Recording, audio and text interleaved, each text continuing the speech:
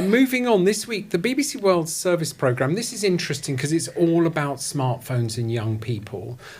I was caught by this because I'd read an article earlier in the Oxford Mail, which we get delivered as supporters of local journalism, about sort of the advocating banning smartphones in schools. And I thought this is really kind of ramping up at the moment. People feel something needs to happen and they don't know what. But on the BBC World Service, the fifth floor, and they discussed the shocking idea, I think, of going on holiday without a phone.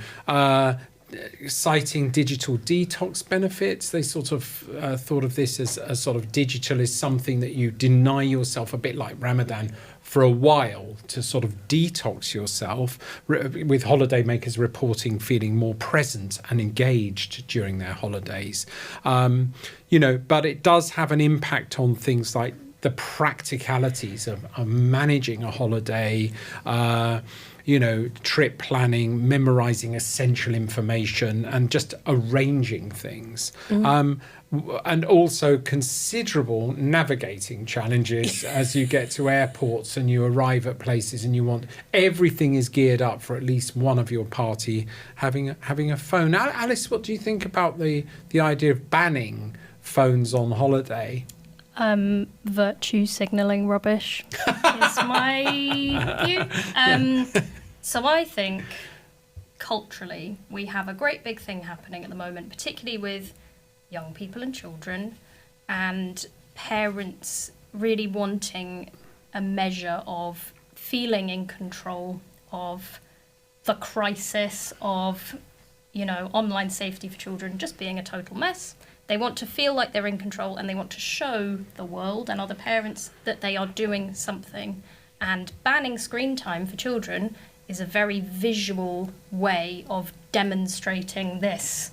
I'm in control of my children and their mental health and their access to the internet. We ban screens. And I think we also have a very kind of shame-based culture around using screens. And, we were watching The Apprentice yesterday, and there's a challenge of, make a corporate away day for a company. And, so one of the teams welcome their corporate away day clients on their tour of Turkey. And it's like, okay, guys, hi. So number one, please, phones away. We want you to be really present during this and no looking at your screens. And all of the corporate clients are just like, what? It's like a punishment. And all of them start saying things like, we're not primary school children. We don't, you're treating us like children. And I think, I'm sure there's a take to it of, yes, if you are.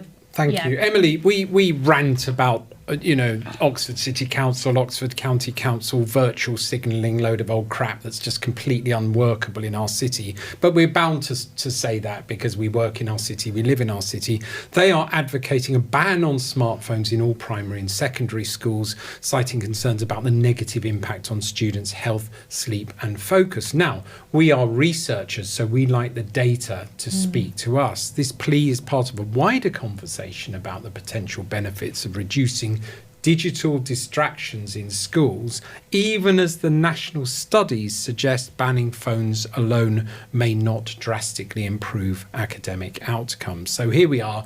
We've got this virtual signal worthy, let's just ban things because they sound scary. Let's ban TikTok in the United States because people are online all the time. Let's just sort of cite tropes about what people do on their phones. Whereas the evidence is showing that further research is needed.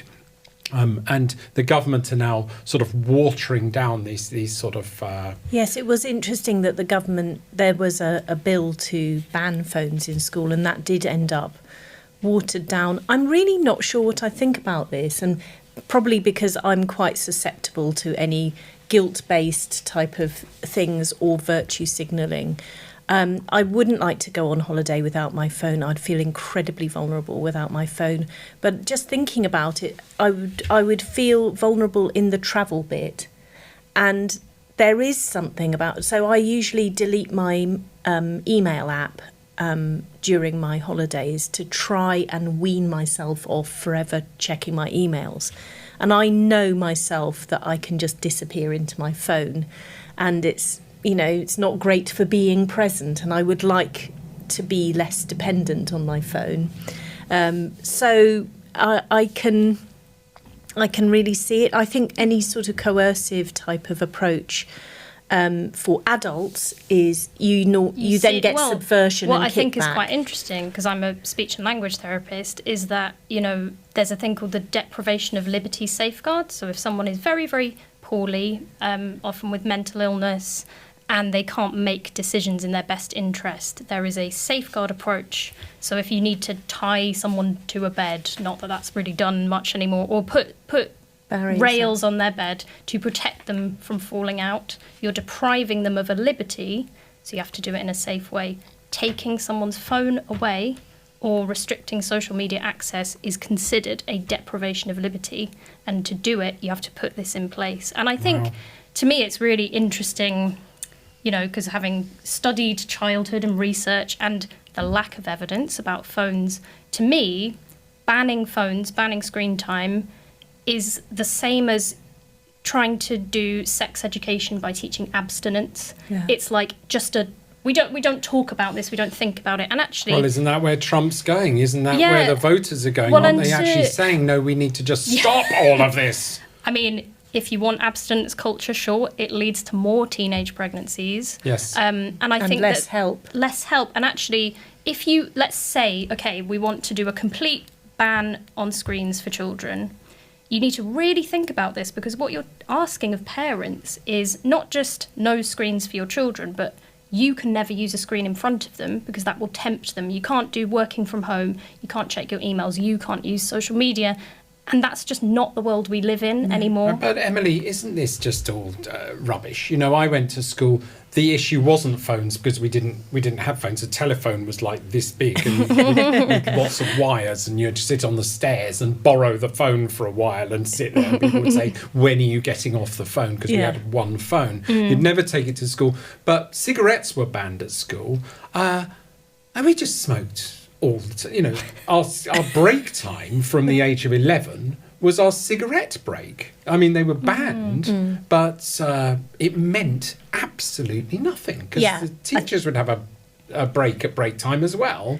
Are we really? I mean, are we thinking that the young people are stupid? I think I agree with Alice and with you that the sort of abstinence culture it's a panic reaction, basically, isn't it? Whereas let's do something. The famous analogy that policymakers use is, this is usually Americans because they all have a swimming pool. If you have a swimming pool in your back garden and you have toddlers, do you lock the doors and windows so that nobody can use the swimming pool, so that your toddler doesn't drown tragically in the swimming pool? Or do you teach your toddler to swim? And I think digital literacy, how to cope with the online environment. One thing I do think, though, is the ultra-libertarianism that was probably dominant maybe 10 years ago. Yeah, and this now was Roblox as well. Roblox were in the news this week because the CEO said, if you want your children to be safe online, don't let them go online. Right. Which actually, for for a company that are quite sensitive about child online safety, it seems like a very, there's nothing we can do about it ism, which I think is not true. In Finland, there is lots of digital media literacy from, kindergarten reception age right through secondary school, and where is that in this country? And they're saying that the dialogue now is moving towards and emphasising the importance of creating balanced strategies involving schools, parents and policymakers, which are all just more consulting, more resources to do that. So fascinating discussion. Thank you very much. It's time for our Tech Room 101. I was looking with excitement at the screen there to see the new animation, because I've had some prequels of a new Tech Room 101 animation. Not this week. But it's still in the cutting room. Yeah. It's still being refined and polished. It's my Tech Room 101, and I'm going to give a prequel to my Shall shopping I ask online. You, Lucian Taylor, What is your Tech Room 101? Thank you very much. It is the potential that the Postal Service has wasted in trying to fight the DHLs and the other commercial postal services. What a sad sack of response that organisation. What is their response? The crimes they've committed against post office staff, and I know they're not connected, but they come from that same tired old culture. And you've got the post office workers. I really feel for them, and I like our workers, but they've been drained of resources. And for the last 2 weeks, I've tried to post a letter. I'm going to go on about How's it. that going for you, Lucy? Oh, it's gone really well because I've just given up on putting a letter in one of those. Do you remember them? Well, they were yeah, like from a the red. past. They're a Yeah. red Post a post letter, Alice. Well, if I'm They're from the forced past. to kind of like to get a passport, that is the threshold Yeah. that is required for me to want. Sending a To card post it. to somebody? Christmas cards? Not very good. Birthday cards? Yeah, I'm not going to go into this too much because this is an exciting drama. Please watch Shopping Seriously after this. Oh, a nice show, trailer. because actually I will be Yeah. covering that saga in more detail. But I want to just put the entire postal service into our Room 101. Sorry, mates, you've lost. It reminds me of we work next to the BMW factory. Leyland was great. The former car plant was great. They had all the potential. Britain had the brand, British cars. Their cars were crap, needed modernising. The unions wouldn't work with them. The managers wouldn't work with the unions. Whatever it was, the Germans came in and just went, sod all that. We're just making something wonderful. And they just installed Mini there. They took a great British icon brand and they did what we should have been able to do. And here you see the Postal Service, again, the Germans, DHL, they've come in. They're just dealing with urgent post themselves. So what's this got to do with the internet? Yeah, I was wondering Well, the tech aspect. Yeah. It's I huge. was wondering. They haven't teched up. They haven't actually embraced this. They've tried to go, don't, well, it's Yeah. a bit like our previous conversation, isn't Yeah. it? Don't do this, do posting letters. We will be fine. Yeah. Thank you Didn't very work much. out. Yeah, well.